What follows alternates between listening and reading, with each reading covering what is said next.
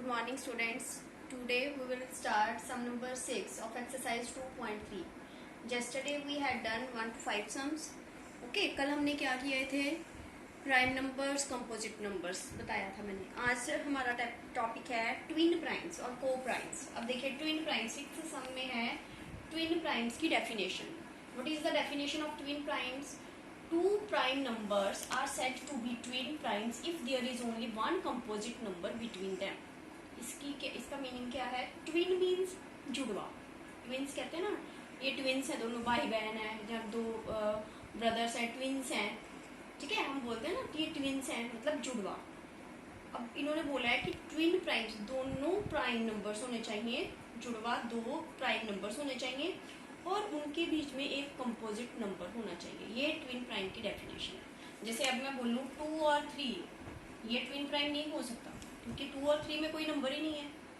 अब अगर मैं लूँ 3 और 5, 3 और 5 ये भी प्राइम है और ये भी प्राइम है, ठीक है. तो 4 क्या हो गया इसमें? कंपोजिट. समझ आई है? अगर हमने दो ऐसे ट्विन प्राइम्स नंबर्स लेने हैं कि उनमें एक कंपोजिट नंबर होना जरूरी है. 5 और 7, 5 और 7 के बीच में 6 क्या है? Composite number. Now look at the chart that I have made on that day. ये चार्ट आपको मैंने उस दिन करवाया था. देखिए चार्ट आपने भी बनाया होगा. 3 और 5 एक पेयर बन गया, क्लियर. उसके बाद 5 और 7 का एक पेयर बन गया. कौन कौन सा? 3 और 5, 5 और 7, देन 11 और 13. देखिए 12 आ गया इसमें. उसके बाद है 23 के आगे 25 कंपोजिट है, इसको नहीं लेंगे. नाउ कम टू 29 और 31. आप अपने चार्ट को ऐसे सामने रख के देख सकते हो. उसके बाद है 41 और 43, क्लियर. आफ्टर दैट देखिए उसके बाद है 59 और 61, क्लियर. देन यहाँ पे बीच में आ रहे हैं कंपोजिट नंबर आ रहे हैं 71 और 73.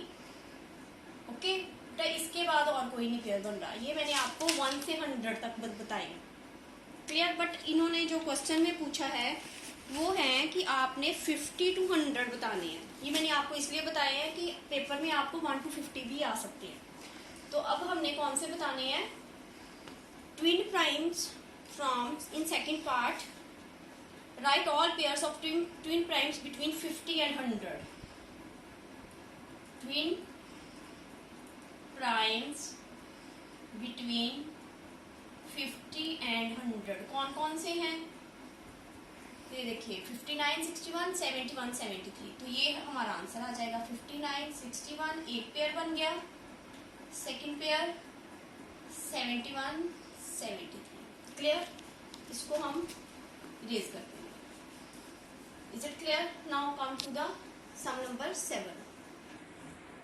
Now come to the question number 7. Co-primes. पहले हमने पढ़ा ट्विन प्राइम्स, अब है को प्राइम्स.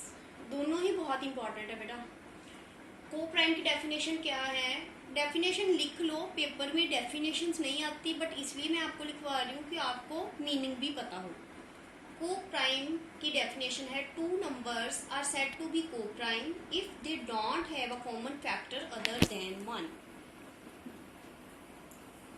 ओके, इसकी डेफिनेशन क्या है कि को प्राइम वो नंबर होता है जिसका कॉमन फैक्टर 1 होना चाहिए, उसके अलावा कोई और नंबर नहीं होना चाहिए.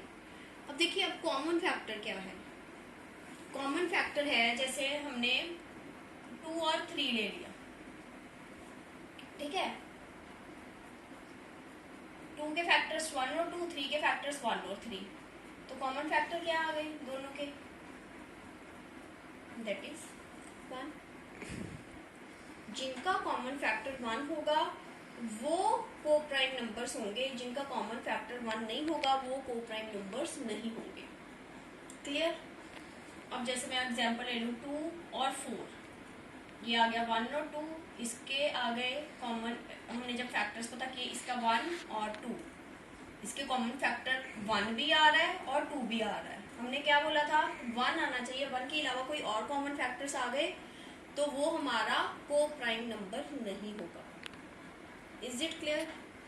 Now definition I have written. Come to the next part. बेटा क्वेश्चन नंबर 7 में 4 पार्ट्स में ये सम है. ए पार्ट में मैंने आपको डेफिनेशन बता दी कि को प्राइम्स क्या होते हैं जिसका कॉमन फैक्टर 1 होना चाहिए. ओके उसके बाद इन्होंने बोला है कि 5 पेयर्स आपने को प्राइम के बताने. जैसे मैंने काउंटिंग जो साथ वाले काउंटिन्यूस नंबर होते हैं वो भी क्या होते हैं को प्राइम. अब जैसे 2 और 3 को लो, 2 के फैक्टर्स 1 और 2, 3 के फैक्टर्स 1 और 3, तो कॉमन फैक्टर क्या आ गया 1. इन द सेम वे 3 और 4 को लेंगे, 3 के टेबल में 4 नहीं आता और 4 के टेबल में 3 नहीं आता. 2 एंड 3, 3 और 4, 4 एंड 5, 5 एंड 6, 6 एंड 7. इससे क्या पता चल रहा है कि काउंटिंग नंबर जो है, कॉन्टिन्यूस नंबर जो है वो भी को प्राइम का पेयर है. ओके उसके बाद सी पार्ट पे आ जाओ. इधर साइड पे लिखा है, आप इसके नीचे भी लिख सकते हो. आर को प्राइम्स ऑलवेज, जस्ट मिनट बेटा, आर को प्राइम्स ऑलवेज प्राइम. कहते क्या को प्राइम के लिए नंबर्स, दोनों नंबर्स को प्राइम होना जरूरी है? नो जरूरी नहीं है. देखिए अब इन दोनों में ये प्राइम है, ये प्राइम है, ये कंपोजिट है, ये कंपोजिट है, ये प्राइम है. इस उसमें क्या था, ट्विन प्राइम में क्या था, दोनों नंबर प्राइम होने चाहिए थे. को प्राइम में ये कंडीशन नहीं है कि दोनों नंबर्स प्राइम हो. एक प्राइम हो सकता है, एक कंपोजिट हो सकता है. दोनों प्राइम हो सकते हैं, दोनों कंपोजिट हो सकते हैं. देखिए 2 और 3 दोनों क्या है प्राइम, दोनों नंबर प्राइम है. 3 और 4 इसमें एक नंबर प्राइम है, एक नंबर कंपोजिट है. क्लियर. और अगर हम कोई और एग्जांपल लें, वो डी पार्ट में आपको मैं एग्जांपल बताऊंगी. तो इन्होंने क्या पूछा है, आर को प्राइम्स ऑलवेज प्राइम, तो हमारा आंसर आ जाएगा no. Clear. If no give one example. अब अगर हम दोनों नंबर को कंपोजिट नंबर ले तो आंसर हमारा आ सकता है, को प्राइम आ सकता है कि वो उनका कॉमन फैक्टर 1 आ सकता है. अब जैसे मैं एग्जांपल ले लूं 15 और 16. अब देखिए 15 के फैक्टर्स कौन कौन से हैं, 1, 3, 5 और 15. यहाँ पे कहीं पे भी 16 नंबर नहीं आया, जहाँ कोई और नंबर 4 नहीं आया, जहाँ 8 नहीं आया. अब आप देखिए 16 के फैक्टर्स हैं 1, 2, 4, 8 और 16. देखिए इनमें सिर्फ 1 ना आ रहा है कॉमन, और कोई देखिए 3 अगर है तो यहाँ पे 3 के टेबल में 16 नहीं आ रहा. अगर 2 है तो 2 के टेबल में 15 नहीं आ रहा. तो इन्होंने बोला था कि क्या उसके लिए प्राइम नंबर्स होना जरूरी है. दोनों कंपोजिट है, 15 भी कंपोजिट है, 16 भी कंपोजिट है, बट फिर भी वो को प्राइम है. क्यों को प्राइम है, क्योंकि उनका कॉमन फैक्टर 1 आ रहा है. तो हमने जो एग्जांपल दी आप इसको लिख दो, common factor is equal to 1. इसलिए ये एग्जांपल ठीक है क्योंकि दोनों ही कंपोजिट नंबर है. आप यहाँ पे ऊपर लिख सकते हो सी और सी मीन्स दोनों ही composite. Clear. Now come to the next. बेटा come to question number 8. Which pairs are coprime. कौन से पेयर्स जो हैं वो को प्राइम होते हैं. लास्ट क्वेश्चन में भी आपको मैंने बता दिया था, बट ये अब अगर ऐसा क्वेश्चन आ जाए कि 2 प्राइम नंबर्स हैं, अगर 2 प्राइम नंबर्स हैं, अगर हमने दोनों प्राइम नंबर्स लिए, जैसे मैंने ले लिया 2 और 3, ठीक है. तो अगर आप 2 के कॉमन फैक्टर्स देखो 1 और 2, 3 के कॉमन फैक्टर्स जो है 1 और 3, तो ये आ गया common factor is equal to 1. तो ये हम कहेंगे कि 2 prime numbers will always be coprime. Therefore आप नीचे लाइन लिखोगे 2 prime numbers will always be coprime. Clear. Question number 8 second part.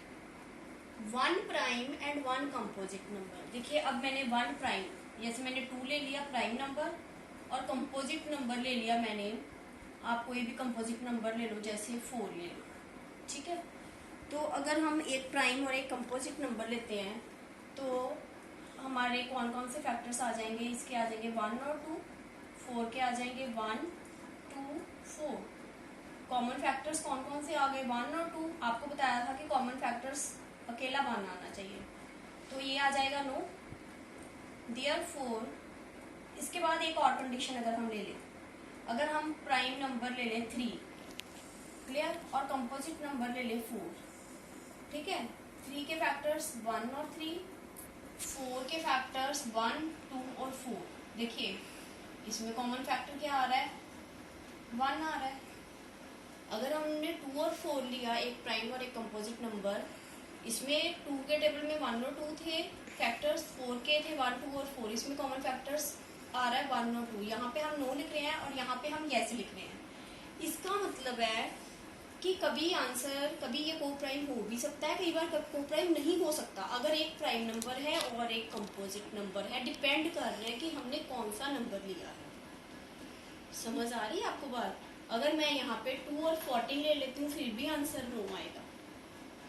Is it clear? Now what should we write at the last? Therefore 1 prime and 1 composite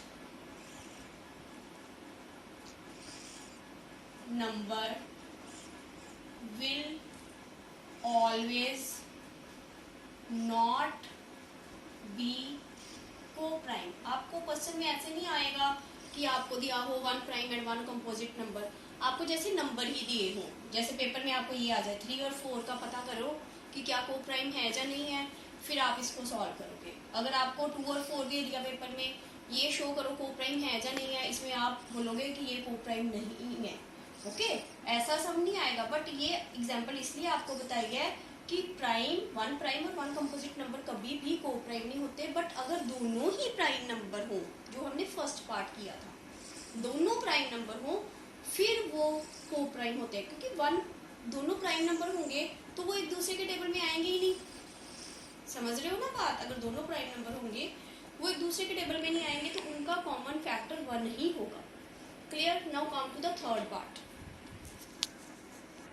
बेटा come to the 8th sum, third part. 2 composite numbers. अगर हम दोनों ही composite number लें, पहले में दोनों prime थे, फिर एक प्राइम और एक कंपोजिट था, अब दोनों ही कंपोजिट नंबर लें तो क्या होता है? अगर हमने कंपोजिट नंबर 4 और 6 लिया तो हमारे कॉमन फैक्टर्स आ गए 1 और 2, 1, 2 और 4 इसके फैक्टर्स, 6 के फैक्टर्स 1, 2, 3 और 6, कॉमन आ गए 1 और 2। हमने क्या बोला है? 1 आना चाहिए, यहाँ पे 9 आ गया। अगर हमने 15 और 16 ले लिया, 15 के फैक्टर्स देख लिए और 16 के लिख लिए, तो कॉमन फैक्टर इसमें 1 आ रहा है। यस, सेम वही चीज, दोनों एक प्राइम और एक कंपोजिट नंबर में जैसा आंसर था, सेम इसमें भी वही आंसर है कि 2 composite numbers will always not be को प्राइम। तो दोनों कंपोजिट नंबर भी कभी हो सकते हैं और कभी को प्राइम नहीं हो सकते। ओके बेटा, आज हम यहाँ तक ही करेंगे।